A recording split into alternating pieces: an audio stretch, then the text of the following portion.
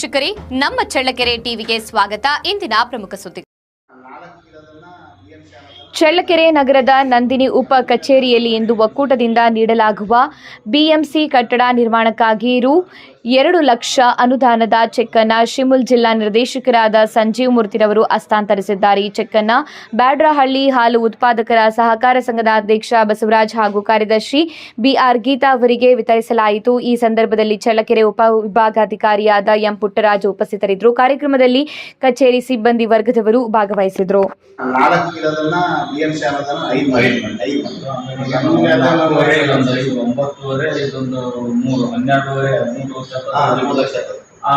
ಧರ್ಮಸ್ಥಳದ ಒಂದು ಆಡ್ಬಿಟ್ಟು 15 ಅವರು